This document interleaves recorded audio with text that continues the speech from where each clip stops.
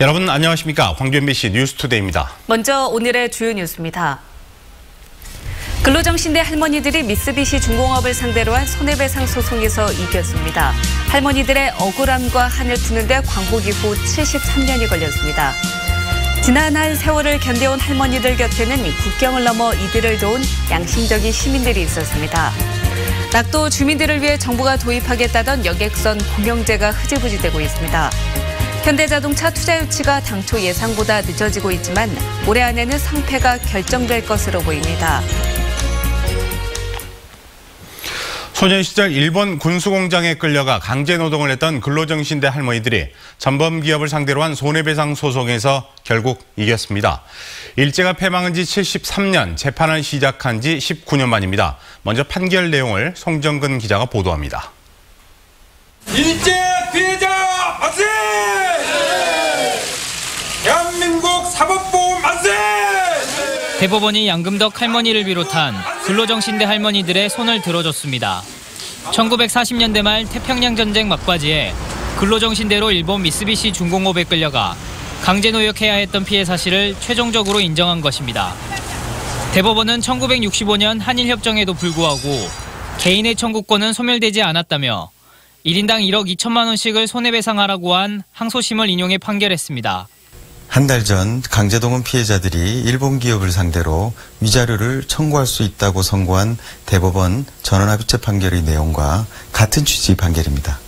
이번 판결은 할머니들이 13살 때 일본 나고야로 끌려가 강제노동을 하고 해방이 되고 나서야 돌아온 1945년 이후 73년 만에 내려졌습니다. 일본에서 재판을 제기한 1999년도부터로는 19년 만에, 한국에서 재판을 시작한 지는 만 6년 만입니다.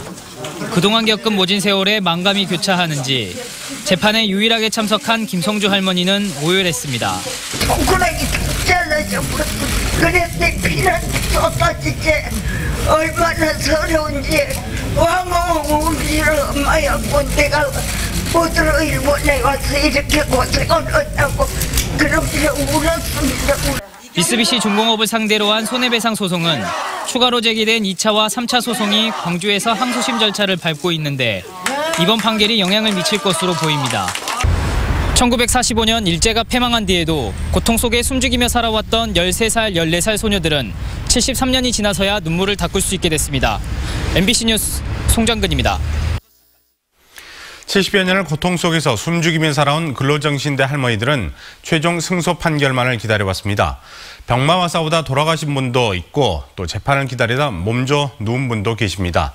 할머니들의 한많은 지난 세월을 남궁욱 기자가 되돌아봤습니다.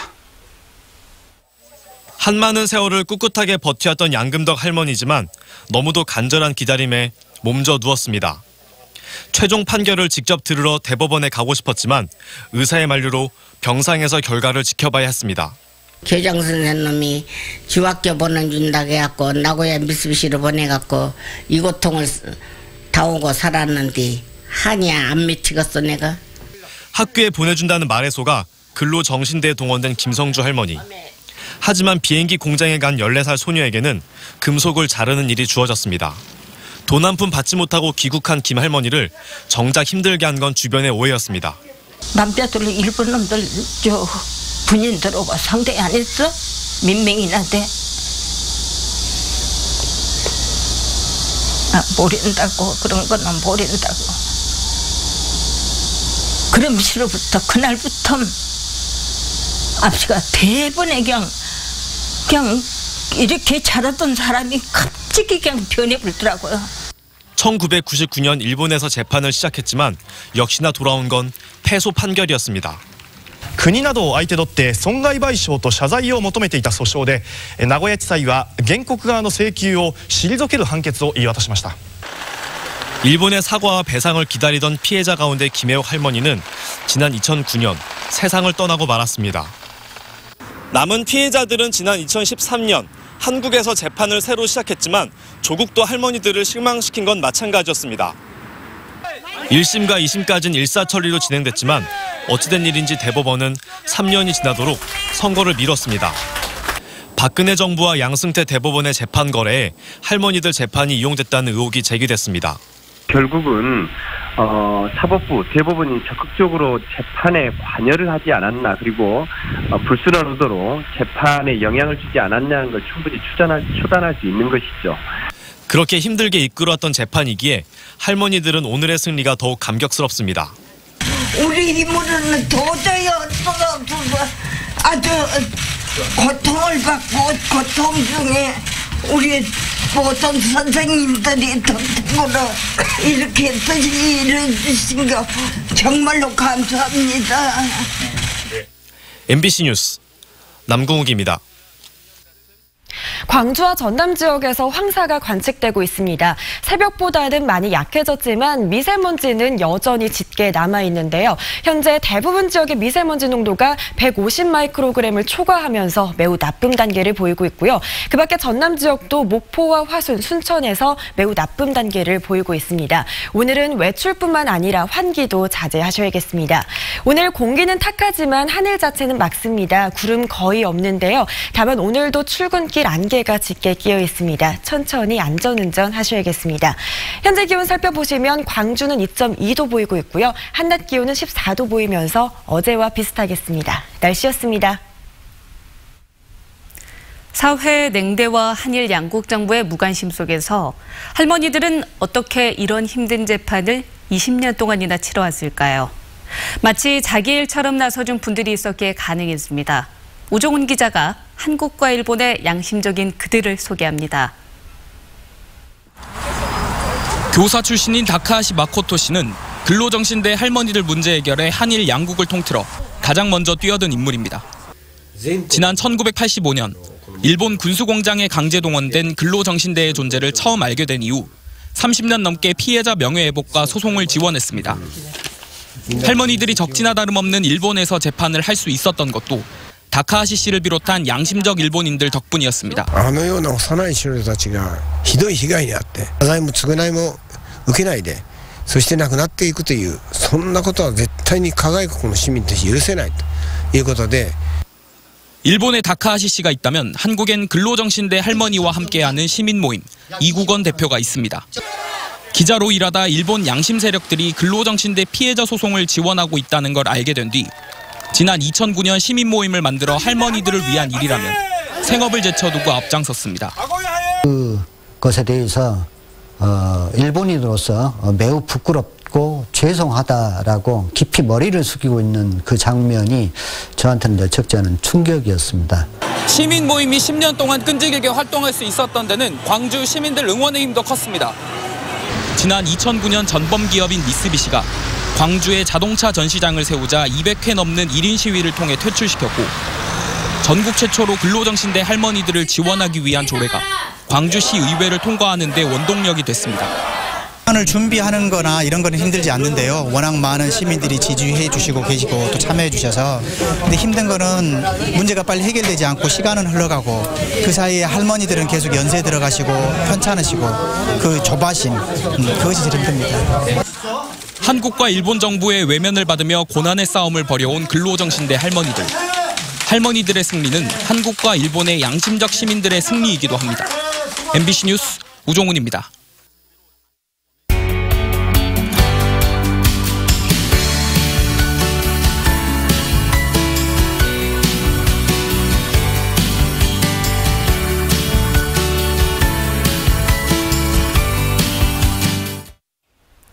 근로정신대 피해자들이 전범기업을 상대로 최종 승소하기까지 누구보다 앞장서서 도와준 분. 앞서 리포트에서 소개된 다카하시 마코토 씨입니다. 이미지 뉴스 리포터가 만나고 왔습니다. 안녕하세요. 반갑습니다. 안녕하세요. 네. 승소 판결까지 참 오랜 시간이 걸렸습니다. 이번 판결이 근로정신대 피해자들에게 좀 어떤 의미가 있다고 보시는지 부탁드립니다. もう被害者たちは今80歳を超えて90歳近いです。で被害者の命は本当にもう後がない。そういう時にこの判決が出る。ある意味ではホッとしてるし喜んでいます。 물론 다카하시 상께도 좀 의미가 남다를 것 같습니다. しかしこの判決でかつしかし三菱がどのように応じるかという問題が残るので。私たち日本人の責任としては50% 良かったな。 50%. あと 50% 三菱をどう攻めるか。これがあるので半分嬉しい、半分重い気持ちにもあります。 다카하시 씨께서는 일본인이시지만 한일 양국 통틀어서 가장 적극적으로 근로정신대 피해자들의 목소리를 내왔습니다. 계기가 있으신가요? これは最初に1986年に、ハルモニたちが今から70年前に幼い少女として騙されて連れてこられた。そして給料ももらってない。こういう被害の実態を知って、もう私はとても許せないという気持ちになりました。私の娘とそして私の教えてる生徒たちと同じ少女たちが騙されて韓半島から連れてこられた。この事実は重いなというふうに思い、そこから解決するまで頑張るぞという気持ちになりました。 그래도 30여 년 동안 이렇게 활동하시면서 일본의 우익단체 비난도 있었을 것 같고 좀 어려움도 많으셨을 것 같은데 그럼에도 이런 활동을 계속 이어가게 된 원동력이 있으신가요? それは私たちがハルモニーと何回か会って真実を知った。そして三菱から入手した、資料でも真実は裏付けられた。私たちがやっていることは本当に真実なんだ。 その真実が私たちを全て力づけてくれました。 일본 정부와 미쓰비시 중공업이 이번 판결에 승복할지가 앞으로의 관건이 될 것 같은데요. 손해배상을 이뤄내기 위해서 좀 어떤 노력이 필요하다고 보십니까?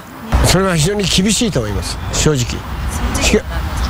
しかし、真実は必ず勝つということを信じて、でハルモニーの 楽にさせてあげたい。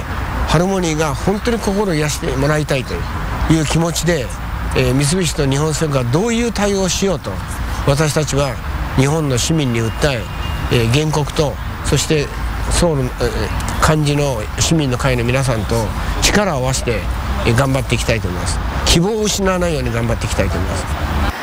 근로정신대 소송에서 이기면 무등산에서 이겼다 이렇게 외치겠다고 하신 적이 있으신데 아직도 그 생각 가지고 계신가요? もう本当に、이겼다 이겼다 この気持ち今まではイギじゃという気持ちができましたが今は이겼다という気持ちでいっぱいです。 알겠습니다. 오늘은 다카하시 마코토 씨와 이야기 나눠봤습니다. 고맙습니다. 고맙습니다. ありがとうございました。 네, 다음 소식입니다. 세월호 참사 이후 정부는 여객선 공영제를 도입하겠다고 했습니다. 수익성이 떨어지는 낙도 노선을 정부나 자치단체가 직접 운영하겠다는 것이었는데 어느새 흐지부지 되고 있습니다. 김양훈 기자입니다. 낙도를 운항하는 여객선입니다. 승객은 하루 평균 10여 명 안팎. 수익성이 떨어지다 보니 선박은 낡고 선원들 처우도 열악해 이용객들의 안전이 위협받을 수 있습니다. 정부는 세월호 사고 이후 이처럼 열악한 항로에 여객선 공영제를 도입하겠다고 밝혔습니다. 불안이 컸지 않습니까? 그래서 이제 정부에서 연안 여객 안전 혁신 대책을 지금 마련 중에 있습니다. 하지만 안전관리 대책으로 정부가 적극 추진하겠다고 밝혔던 연안 여객선 공영제는 흐지부지된 상태입니다. 정부의 여객선 공영제 도입 의지가 없다 보니 신안군이 전국에서 처음으로 낙도 보조 항로를 지자체가 직접 운영하겠다고 나섰지만 결국 실패했습니다. 우리나라 전체 100여 개의 항로 가운데 낙도 보조 항로로 지정된 곳은 27곳. 예산 부족이 이유라면 낙도 보조 항로 가운데 절반 이상이 몰려있는 전남 서남해부터 여객선 공영제를 시범적으로 도입해야 합니다. 일반 항로를 제외한 낙도 보조 항로를 중심으로 해서 우선 공영제가 빨리 실시되는 것이 안전을 위해서 여객선 안전을 위해서 상당히 바람직하다 이렇게. 4년째 지지부진한 여객선 공영제. 여객선 이용객들의 안전을 위해 여객선 공영제 도입이 시급합니다. MBC 뉴스 김양훈입니다. 광주형 일자리의 첫 시도인 현대자동차 투자 유치가 당초 예상보다 늦어지고 있지만 올해 안에는 성패가 결정될 것으로 보입니다. 광주시 투자협상단을 이끌고 있는 이병훈 광주시 문화경제부시장은 어제 기자들과 만난 자리에서 국회 공전으로 예산 심사가 늦어지면서 시간을 벌게 됐다며 12월 안에 어떻게든 조율해서 결론을 내겠다고 밝혔습니다. 이 부시장은 한국노총이 협상 권한을 광주시에 포괄적으로 위임한 뒤 협상 분위기가 한결 차분해졌다며 안건들을 신중히 협의 중이라고 밝혔습니다. 5.18 광주 민주화운동 전후로 미국 정부가 한국 군부가 분열되는 것을 가장 우려하고 막으려 했다는 주장이 나왔습니다. 5.18 기념재단 최영주 비상임 연구원은 미국 국가안보기록관이 소장 중인 1977년부터 1988년까지 미국 정부가 생산한 한국 관련 기밀 문서 1000여 쪽을 분석한 결과 당시 미국 정부는 정세 안정 등을 위해 한국 군부 내부 권력 다툼이 없어야 한다고 판단했다고 주장했습니다. 또 이를 위해 당시 미국이 한국 군부를 안정시키기 위해 군부를 장악할 수 있는 실질적 권력인 전두환 씨가 정권을 유지하도록 도왔다고 분석했습니다.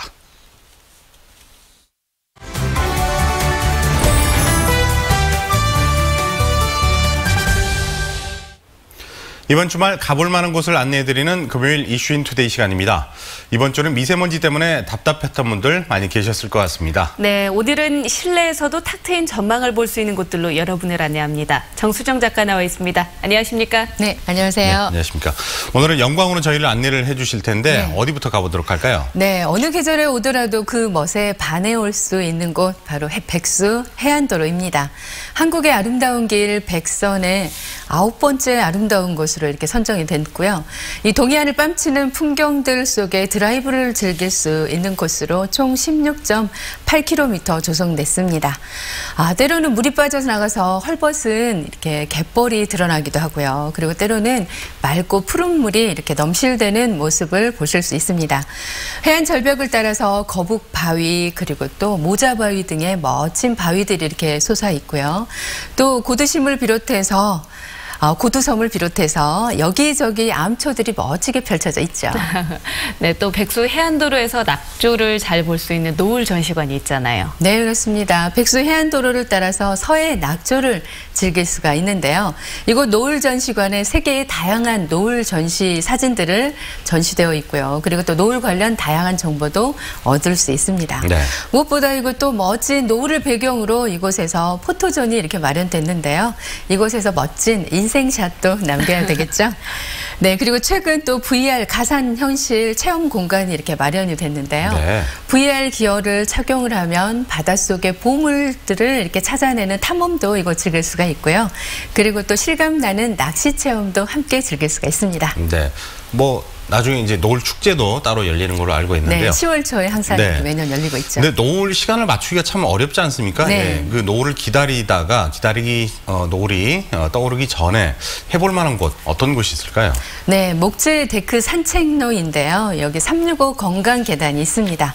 백수 해안도로의 또 다른 도로와는 달리 건강 365 계단이 이렇게 연결되어 있는데요. 이 건강 365 계단부터 노을 전시관까지 약 2.3km의 해안길을 따라서 이렇게 즐겨볼 수 있는 산책로가 이어져 있습니다. 네. 이 드라이브로 즐길 수 없었던 길을 해안 벼랑길을 이용해서 만들어진 데크인데요.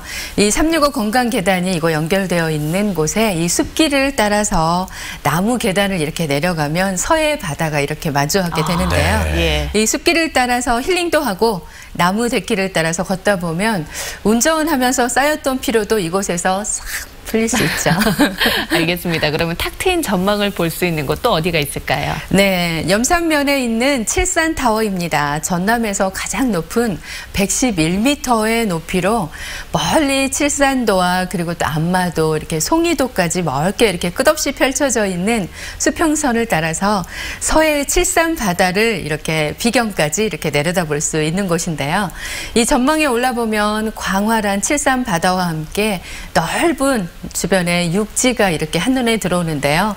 멀리 바다 위에 떠 있는 섬들이 이렇게 아련하게 마치 한 폭의 산수와 같이 이렇게 멋진 무릉도원을 이곳에서 경험할 수가 있죠. 네, 영광이 또 먹을 곳이 많잖아요. 네. 네, 요즘에 어떤 음식 먹으면 좋을까요? 네, 가을철 꽃게와 새우가 또 제철이잖아요. 그럼요. 많은 분들이 꽃게와 새우 굉장히 좋아하실 것 같은데요. 지금 요맘때 또 꽃게에 살이 오동통하게 올랐습니다. 그 꽃게와 새우로 만든 밥도둑이 뭔지 아세요? 게장. 게장. 네. 맞습니다. 이 게장인데요. 양념 게장도 좋지만 저는 그냥 그 맑은 게장이 훨씬 더 맛이 있더라고요. 이 행복한 영광으로의 여행으로 추위에 또 칼칼해진 입맛을 찾아오는 시간, 또 힐링의 시간으로 이렇게 이번 주말 영광으로 다녀보는 건 어떨지 싶습니다. 네, 이 밖에도 사계절 내내 맛볼 수 있는 굴비 정식도 빼놓을 수가 없을 것 같습니다. 그렇죠. 예. 네, 오늘 소개해 주셔서 감사드립니다. 고맙습니다. 네, 고맙습니다. 감사합니다.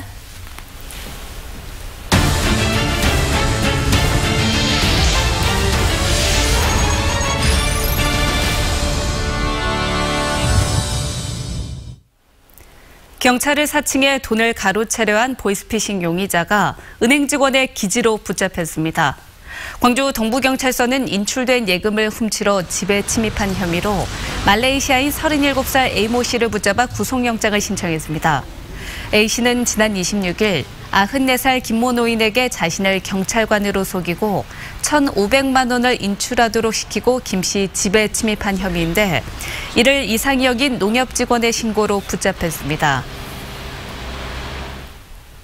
어제 오후 1시쯤 광주시 월곡동의 한 아파트 20층 옥상에서 방수공사를 하던 54살 박모 씨가 아래로 떨어져 숨졌습니다. 경찰은 박 씨가 바닥에 미끄럼 방지포를 깔기 위해 뒷걸음질을 치다 아래로 떨어졌다는 목격자의 진술을 토대로 안전관리 준수 여부 등을 조사하고 있습니다.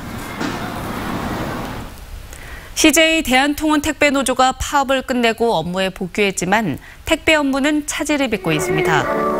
공공운수연맹 전국택배노조 광주지부 등은 지난 21일부터 진행한 파업을 끝내고 어제부터 업무에 복귀했지만 사측이 파업 지역의 택배 물량을 받고 있지 않고 있다며 이는 사실상 직장 폐쇄 조치라고 비난했습니다. 이에 대해 CJ 대한통운사 측은 노조가 아닌 개별 택배기사의 복귀 선언이 있어야 업무 복귀로 인정할 수 있다고 밝히고 현재 정상 배송이 이루어지고 있는 만큼 노조가 주장하는 직장 폐쇄 조치는 아니라고 반박했습니다. 겨울철 대표 수산물인 파래가 제철을 맞았습니다. 하지만 올해 소비량이 크게 줄어 어민들은 채취조차 포기하고 있는 실정입니다. 조희온 기자입니다. 고흥의 작은 어촌, 캄캄한 새벽 파래 채취를 나가는 선박이 시동을 겁니다. 물살을 가르고 10분 정도 달려나가자 넓은 파래 양식장이 나타납니다. 갈퀴를 이용해 양식 그물을 끌어올리자 그물에서 자라난 짙푸른 빛깔의 파래들이 줄줄이 올라옵니다.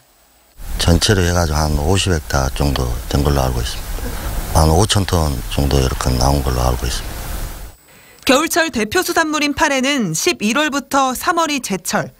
하지만 올해는 추위가 늦게 찾아온 탓에 한 달 늦게 채취를 시작했습니다. 본격적인 수확철을 맞았지만 정작 어민들은 울상입니다. 올해는 유난히 찾는 사람이 없기 때문입니다. 첫 채취가 시작돼 밀려드는 주문에 눈코 뜰 새 없이 바빠야 할 시기지만 오늘 들어온 주문도 단 한 건뿐입니다. 소비가 없다 보니 단가는 반토막이 났습니다. 앞으로 점점 가격이 오른다고 하지만 예년보다는 못할 전망입니다. 작년에는 지금 현재 12월 달에는 9만 원씩 갔었어요. 그런데 지금 현재 예상을 볼 때는 많이 가봤자 한 7만 원 선, 6만 원 선 이 정도 아마 가격이 형성이 될 걸로. 수지가 맞지 않다 보니 채취 자체를 포기한 어민들도 많아 부두에는 텅 빈 배들만 묶여 있습니다. 불황으로 얼어붙은 소비 심리 속에 판로를 구축하는 일이 어민들의 또 다른 숙제로 남았습니다. MBC 뉴스 조희원입니다. 김장철 광주 지역 김장용 농수산물과 식재료가 안전한 것으로 나타났습니다. 광주시 보건환경연구원은 지난 19일부터 27일까지 광주 지역 배추와 무 등 농산물 등의 잔류 농약과 품질 규격, 방사능 오염 여부를 검사한 결과 170여 건 중 한 건에서만 잔류 농약이 검출돼 대체로 안전하다고 확인했습니다. 기아 타이거즈 구단이 우치공원 입구에 백두산 호랑이 조형물을 세우기로 했습니다. 기아 구단은 멸종위기 1급 동물인 백두산 호랑이의 보존 사업을 알리고 시민들에게 새로운 볼거리를 제공하기 위해 조형물을 만들어 광주시에 기부하기로 했다고 밝혔습니다. 백두산 호랑이 조형물은 다음 달 3일 제막식에서 공개될 예정입니다.